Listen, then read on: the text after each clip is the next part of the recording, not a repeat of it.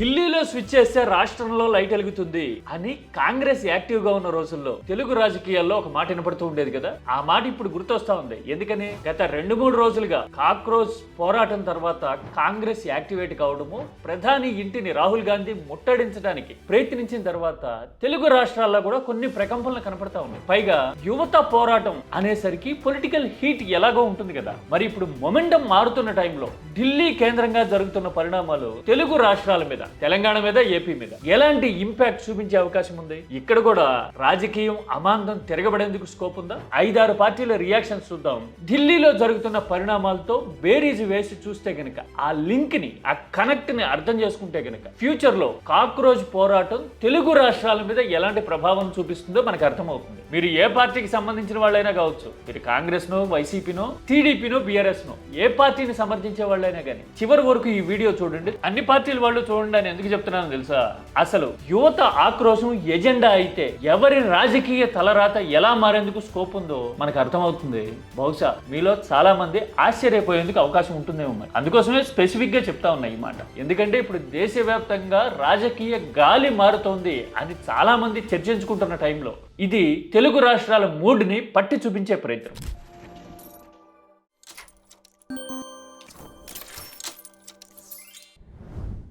ఢిల్లీలో ఇలా Rahul Gandhi and co ప్రధాని నివాసాన్ని ముట్టడించడానికి ట్రై చేసిన తర్వాత రాజకీయం ఒక్కసారిగా హీటప్ అయింది కదా. ఢిల్లీలోనే కాదు, దేశవ్యాప్తంగా. ఇదిగో చూడండి, పాట్నాలో అయితే బీజేపీ కాంగ్రెస్ నేరుగా కొట్లాటకు దిగినాయి. బీజేపీ అధికారంలో ఉంది బీహార్ లో, కాంగ్రెస్ అంతంత మాత్రంగా ఉంది. అయినా ఫ్రిక్షన్ ఈ స్థాయిలో జనరేట్ అయింది కదా. అంతేందుకు తెలంగాణలో చూడండి, అధికారంలో ఉన్నది కాంగ్రెసే.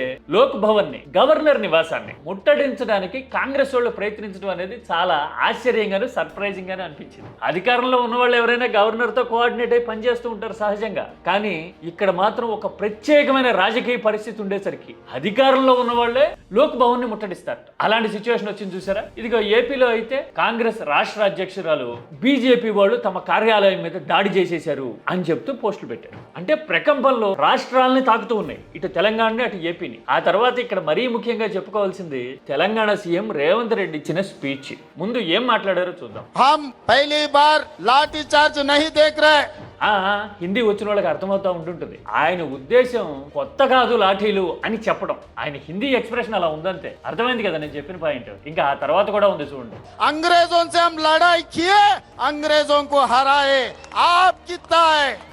అదేంటి బ్రిటిష్ వాళ్ళతో పోరాడడం ఏమంటున్నారు? ఆయన కాంగ్రెస్ లోకి వచ్చే 4-5 ఏళ్ళు కదా గట్టిగా అయింది అని అనుకోకండి. ఆయన చెప్పింది కాంగ్రెస్ గురించి. ఇప్పుడు ఆయన కాంగ్రెస్ ముఖ్యమంత్రి కాబట్టి కాంగ్రెస్ హిస్టరీ గురించి ఆయన మాట్లాడుతూ ఉన్నారనమాట. ఆయన భావాన్ని అర్థం చేసుకోండి, భాషని యథాతథంగా ఎగ్జాక్ట్ గా తీసుకోకండి. ఓకే, ఇక్కడ ఒక విచిత్రమైన పరిస్థితి, కాంట్రాడిక్షన్ ఉంది. ఏంటి ఆ కాంట్రాడిక్షన్? కాక్రోచ్ పోరాటం ఢిల్లీలో దేశ స్థాయిలో కాంగ్రెస్ ని యాక్టివేట్ చేసింది, కాదనలేం ఖచ్చితంగా. మరి కాక్రోచ్ పోరాటం తెలంగాణలో కాంగ్రెస్ కు ఉపయోగపడే అవకాశం ఉందా? అడ్వాంటేజ్ అయ్యే అవకాశం ఉందా? ఈక్వేషన్స్ చూస్తే కనపడదు ఆ అడ్వాంటేజ్. పైగా ఛాలెంజ్ అయ్యేందుకు అవకాశం ఉంది. మరి తెలంగాణలో ఎవరికి అడ్వాంటేజ్ కావచ్చు తెలియాలి అంటే రీసెంట్ డెవలప్మెంట్స్ ని అబ్జర్వ్ చేయాల్సి ఉంటుంది. ఈ మధ్య కాలంలో లాస్ట్ వీక్ తెలంగాణలో ప్రధాన ప్రతిపక్షం బీఆర్ఎస్ యువ సంగ్రామ సదస్సు అని పెట్టింది కదా. అంటే యువత ఉద్యోగాల కోసం ఎదురు చూస్తున్నారు, ఉపాధి కోసం ఎదురు చూస్తున్నారు, ఇచ్చిన హామీల సంగతి ఏంటి అని రేవంత్ ప్రభుత్వాన్ని, కాంగ్రెస్ ని నిలదీస్తున్నారు అని రాష్ట్రానికి చెప్పడం కోసం ఆ సదస్సు పెట్టింది కదా. రేవంత్ రెడ్డి మాటల్లో చెప్పాలంటే బెల్ట్ ట్రీట్మెంట్ ఇద్దామా, గుడ్లు వీకి గోటీలాడదామా, ఒకటి మాత్రం పక్కా, యువతరంతో పెట్టుకుంటే కొన్ని తరాల పాటు పుట్టగతులు లేకుండా పోతారు. ఇలాగా భీకరంగా ఫెరోషియస్ గా కేటీఆర్ సవాళ్లు విసరడం చూశాం కదా. అంటే ఈ సంగ్రామ సదస్సు చూస్తే ఏమర్థమవుతుంది? ఉద్యోగాల హామీ ఇచ్చారు, నిరుద్యోగ భృతి హామీ ఇచ్చారు, యువత కోసం ఇంకా చాలా చేస్తాము అని అశోక్ నగర్ చౌరాస్తాలోను, ఉస్మానియా క్యాంపస్ లోను చెప్పుంటారు. ఇప్పుడు ఆ హామీల మాట ఏంటి అని యువత అడిగే పరిస్థితి కదా. కాక్రోచ్ అంటే 99% యువతే కదా. మరి అలాంటప్పుడు యువతలో ఆక్రోశం ఉంటే, ఇక్కడ రూలింగ్ గవర్నమెంట్ మీద ఆక్రోశం ఉంటే, మరి అడ్వాంటేజ్ ఎవరికి వచ్చే పరిస్థితి ఉంటుంది? ఆటోమేటిక్ గా విపక్షానికేగా. అంటే కేంద్రంలో ఢిల్లీ స్థాయిలో కాంగ్రెస్ కి కొంత మొమెంటం, ఊపు కనపడుతున్నా గానీ తెలంగాణ స్థాయికి వచ్చేసరికి కాక్రోచ్, అదే యువత గనక దూకుడుగా ముందుకెళ్తే ఛాలెంజ్ కాంగ్రెస్ కే. పైగా ఈ విషయంలో కాంగ్రెస్ అధిష్టానం కూడా పెద్దగా చెప్పడానికి చేయడానికి ఏం లేదు. ఎందుకంటే ఎన్నికల సమయంలో ప్రియాంక గాంధీ గాని, రాహుల్ గాంధీ గాని తెలంగాణ యువతకి చాలా హామీలు ఇచ్చుంటారు. We have released a detailed job calendar for 2 lakh government jobs in the first year of our government. 2 lakh सरकारी पद जो आज खाली पड़े हैं, इनको 1 साल के अंदर अंदर हम भरना चाहते हैं। ఇలాంటి హామీలన్నీ ఇచ్చిన తర్వాత ఇప్పుడు ఎలాంటి సిచ్యువేషన్ ఉంది అనేది తెలంగాణ పల్స్ తెలిసిన వాళ్ళకి ఎవరికైనా అర్థమవుతా ఉంది కదా. అందుకోసమని దేశవ్యాప్తంగా యువత మొమెంటం కాక్రోచ్ దూకుడు పెరిగితే గనక తెలంగాణ విషయానికి వచ్చేసరికి మాత్రం కాంగ్రెస్ కి రేవంత్ కి సవాళ్లే ఎదురయ్యే పరిస్థితి. పైగా ఇంకొక ఇంపార్టెంట్ ఈక్వేషన్ కూడా ఉంది. 2024 నాటి పార్లమెంట్ ఎన్నికల ఫలితాలను చూడండి. తెలంగాణలో కాంగ్రెస్ బీజేపీ పోటాపోటీగా, వీళ్ళకేమో 40% పైగా రూలింగ్ పార్టీకి ఓట్లు వచ్చినాయి. బీజేపీ చాలా ఆశ్చర్యకరంగా 35% ఓట్లు తెచ్చుకుంది కదా. బీఆర్ఎస్ మాత్రం 16-17% దగ్గర ఆగిపోయింది. కారణం ఏంటి? గెలిచే పార్టీకి ఓటేయాలి అనే మొమెంటం ఒకటైతే, యువత అంతా ఆ పార్లమెంట్ ఎన్నికల్లో తెలంగాణలో బీజేపీ వైపు మొగ్గు చూపడం వల్ల ఇలాంటి నెంబర్స్ కనపడతా ఉన్నాయి కదా. ఇప్పుడు యువత కనుక ఆక్రోశాన్ని ముందు పెట్టి నడవడం మొదలైతే, కాక్రోచ్ తరహాలో ఆలోచించడం స్టార్ట్ అయితే తెలంగాణలో ఖచ్చితంగా ఆ బీజేపీ ఓటు బ్యాంక్ తలకిందులవుతుంది. ఎందుకంటే పోరాటం జరుగుతున్నది ఎగనెస్ట్ బీజేపీ. ఇంకో వైపున తెలంగాణలో అధికారంలో ఉన్నది కాంగ్రెస్ కాబట్టి ఇక్కడ హామీల సంగతి ఏంటి అని అడగడం మొదలవుతుంది. యువత బీఆర్ఎస్ వైపు పోలరైజ్ అయ్యేందుకు స్కోప్ పెరుగుతుంది కదా ఖచ్చితంగా. పైగా ఉద్యమ సమయం నుంచి యువతతో ఎవరు కనెక్ట్ అయి ఉన్నారు రాజకీయంగా అంటే సమాధానం బీఆర్ఎస్ఏ కదా. తెలంగాణలో రాజకీయం అర్థమయ్యే వాళ్ళకి ఎవరికైనా తెలుసు. అంటే యువతతో పాటు, అంటే 20s లో ఉన్న వాళ్ళతో పాటు 30s లో 40s లో ఉన్న వాళ్ళు కూడా బీఆర్ఎస్ తోనే ఎక్కువ కాలం సెయిల్ అయిన ట్రాక్ రికార్డు ఉంది. మళ్ళీ ఆ రీకనెక్ట్ వస్తే గనక తెలంగాణలో రాజకీయం బీఆర్ఎస్ వైపు మొగ్గేందుకు అవకాశం ఉంది.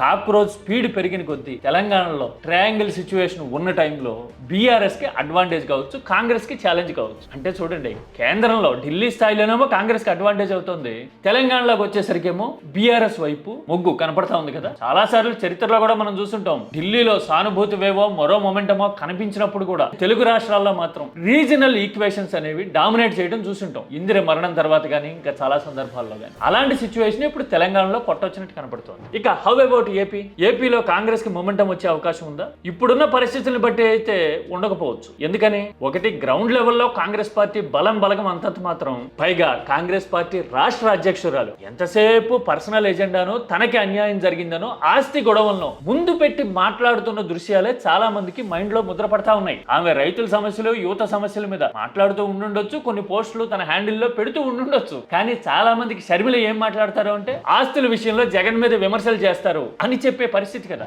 ఎందుకంటే రాజకీయ ఎజెండా కంటే పర్సనల్ ఎజెండా డామినేట్ చేసేసింది. అందుకోసమని కాంగ్రెస్ కి రవ్వంతైనా కదలికి వచ్చే అవకాశం ఉందా అంటే ఈ నిమిషానికి లేదనే సమాధానం. మరి ఇంకెవరికి అడ్వాంటేజ్ ఉంటుంది? యువత కదిలితే, ఆలోచిస్తే గనక కూటమి పరిస్థితి చూద్దాం. కూటమిలో బీజేపీ ఉంది, టీడీపీ ఉంది. సహజంగా అధికారంలో ఉన్నప్పుడు నిరుద్యోగ భృతి లాంటివి, ఉద్యోగాలు ఇచ్చేస్తాము, గుత్తి లాంటి చోట్ల వర్కింగ్ స్టేషన్స్ పెట్టి మండలానికి ఒకటి దిక్కడ 2 దిక్కల వర్క్ స్టేషన్స్ క్రియేట్ చేస్తా, మంచి ఆఫీసులు కడతా, ఇలాగా పని చేసుకునే వెసులుబాటు కల్పిస్తాం లాంటి హామీలు ఎంతవరకు అమలయ్యాయి అని యూత్ కి అర్థమవుతా ఉన్నప్పుడు యాంటీ ఎస్టాబ్లిష్మెంట్ ఎలాగూ ఉంటుంది ప్రభుత్వం మీద. పైగా బీజేపీతో కలిసి ఉన్నారు కాబట్టి దేశవ్యాప్తంగా ఒక నెగిటివ్ ఆరా కాక్రోచ్ పోరాటం వల్ల పెరిగితే గనక ఆ ఇంపాక్ట్ ఒకటి యాడ్ అవుతుంది వ్యతిరేకతకి. అంటే టీడీపీకి ఛాలెంజెస్ పెరుగుతాయి. అలాగని వైసీపీకి అడ్వాంటేజ్ వచ్చే అవకాశం ఉందా? జగన్ ఈ మధ్యన ఒక మాట వాడారు, ఆంధ్ర రాష్ట్రంలో మేము కూడా కాక్రోచ్ అనుకో, మేము కాక్రోచ్లు అంటున్నారు కదా. అలాగని విపక్షానికి అడ్వాంటేజ్ వచ్చే అవకాశం ఉంటుందా? ఇదే క్రిటికల్ క్వశ్చన్. ఏపీలో ముఖాముఖి పోరు, అంటే బైపోలార్ ఫైట్ ఉన్న కొద్దీ, ఉధృతమవుతున్న కొద్దీ వీళ్ళ మీద వాళ్ళు, వాళ్ళ మీద వీళ్ళు ఆరోపణలు చేసుకోవటము, రాజకీయాన్ని పర్సనల్ ఎజెండాగా మార్చేయటం. అంటే గొడ్డల పార్టీ వర్సెస్ బూడిద పార్టీ అంటున్నారు ఈ మధ్యన. గొడ్డలి పార్టీ మాది గొడ్డల పార్టీ కాదు, నీది బూడిద పార్టీ. ఇలాగా ఎక్కడ ఆక్రోశాన్ని, యువత ఫీలింగ్స్ ని ముందు పెట్టి ఎజెండా గురించి మాట్లాడే పరిస్థితులు చాలా వరకు తగ్గిపోతా ఉన్నాయి. ఇది క్రూషియల్ పాయింట్. మరి ఈ లెక్కన ఏపీలో గనక, ఎందుకంటే 2 పక్షాలే ఉన్నాయి, తెలంగాణలో లాగా 3 లేవు. అందుకని 2 పక్షాలు ఉన్నాయి. ఒక పక్కన కూటమి, ఒక పక్కన వైసీపీ ఉంది.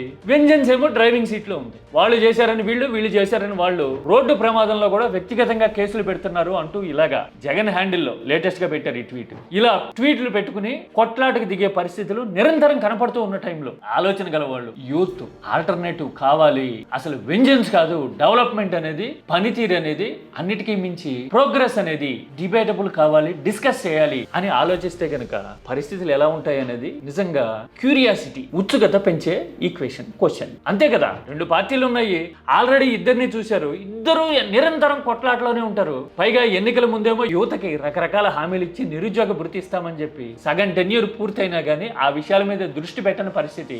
ఇంకో పక్కన చూడబోతేనేమో గొడ్డల పార్టీను మరోటో అంటూ ఎదుటి వాళ్ళ మీద నిరంతరం తొక్కిపట్టి ఉంచేందుకు రాజకీయ ఎత్తుగడలే కళ్ళ ముందు కనిపిస్తున్న టైంలో మన ఎజెండా ఎప్పుడొస్తుంది, మనకు అవకాశం ఎప్పుడొస్తుంది, మన గొంతుకే ఎప్పుడు వినపడుతుంది, మన ఆలోచన ఎప్పుడు ప్రివైల్ అవుతుంది అని న్యూట్రల్ సెక్షన్స్ కనుక ఆలోచించగలిగితే ఏపీలో కాక్రోజ్ అయినా మరో పేరు ఏదైనా పెట్టండి, థర్డ్ ఆల్టర్నేటివ్ తలెత్తేందుకు ఖచ్చితంగా స్కోప్ ఉండి తీరుతుంది కదా. పక్కన తమిళనాడే తిరిగిలేని ఎగ్జాంపుల్ కదా. డిఎంకే లాంటి బలమైన ప్రతిపక్షం ఉంది అక్కడ. కొత్తగా వచ్చిన విజయ్ దూకుడున్న సీఎం ఉన్నారు. అయినా సరే అన్నామలై పార్టీ పెట్టారు కదా. ఎందుకంటే ఆయనకి గ్రౌండ్ రియాలిటీ పల్స్ తెలుసు. అన్నామలై గురించి ఇప్పుడే మాట్లాడడం తొందరపాటని కొందరు అనుకోవచ్చేమో, కానీ వచ్చే పార్లమెంట్ ఎన్నికల నాటికి అన్నామలై ఎంత శాతం ఓట్లు సాధిస్తారు, సీట్ల సంగతి తర్వాత ఎంత శాతం ఓట్లు సాధిస్తారు అనేది తెలిసిపోతుంది మనకి. పాదయాత్ర చేసి రాష్ట్ర వ్యాప్తంగా గ్రౌండ్ ని స్టడీ చేసిన వాడు కదా ఆయన. పైగా ఆయన మోడల్ ని ఇంప్లిమెంట్ చేయడం వల్ల విజయ్ కి అంత అడ్వాంటేజ్ వచ్చింది అనే చర్చ ఇంటర్నల్ గా కూడా ఉంది కదా. అలాగా ఏపీలో గనక రెండు బలమైన పార్టీలు పక్షాలు ఉన్నా గానీ నిరంతరం కొట్లాటలో మునిగితే థర్డ్ ఆల్టర్నేటివ్ కి స్కోప్ ఉంటుందా అనే క్వశ్చన్ ని, న్యూట్రల్ డైమెన్షన్ ని కాక్రోజ్ ఖచ్చితంగా రైజ్ చేస్తుంది. కాస్త నిశితంగా రాజకీయ జెండాలు పక్కన పెట్టి ఆలోచించగలిగింది. అవునా కదా? అంటే ఒక రకంగా కాక్రోజ్ పోరాటం దేశవ్యాప్తంగా రాజకీయ ఈక్వేషన్స్ మారుస్తా ఉంది. తెలంగాణ ఏపీ విషయానికి వచ్చేసరికి మాత్రం రెండు విభిన్నమైన దృశ్యాలని కళ్ళ ముందుకు తెస్తా ఉంది అని అనిపిస్తా ఉంటుంది. మీరైతే ఏమంటారు? కాక్రోజ్ పోరాటమా లేదంటే యువత ఆక్రోశమా? ఎజెండా అయితే గనక తెలంగాణలో ఎలాంటి పరిస్థితి ఉండొచ్చు, ఏపీలో రాజకీయం ఎలా మారొచ్చు? కామెంట్ సబ్జెక్ట్ ఓరియంటెడ్ గా చేయండి. This is key talks.